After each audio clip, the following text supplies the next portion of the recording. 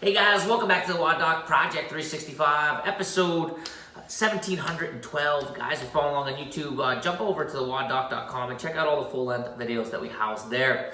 Today what we're doing is using a 2-ball roller to get some release from the extensors of our forearm. That's for anybody that's having some pain in the lateral portion of their elbow, especially after a lot of gripping activities or pull-ups or something like that.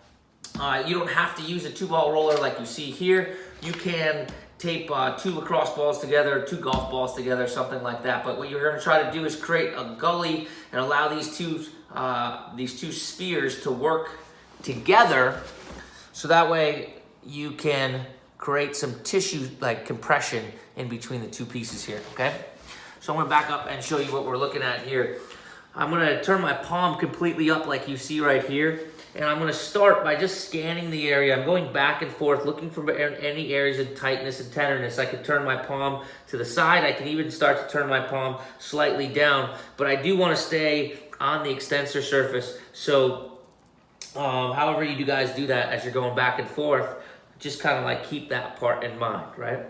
From right here, what we're doing here, guys, is we're finding a hot spot. Once I find that hot spot, we're going to establish that and call it a 10. It doesn't actually have to be a 10, but we're just going to rate it a 10 because what we're going to do is we're going to stay here, add compression over top, and then I'm going to flex and extend my wrist.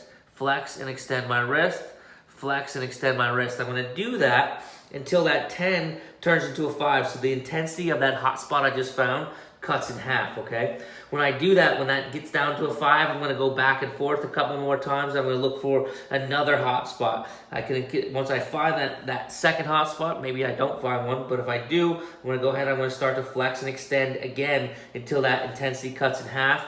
And then once I do that, I'm going to go ahead and continue to roll out. So if we do that, following the rollout, what we could do is we could just feel that little bit of stretch. If we start to feel a stretch up here in that extensor group, it's a good idea to go back, do one more roll through. If we feel okay during that flexion of our wrist, we're getting good length into the extensor group, and we can move on to the opposite arm. Guys, questions and comments, please post it below. Otherwise, we're here each and every day optimizing function to optimize performance.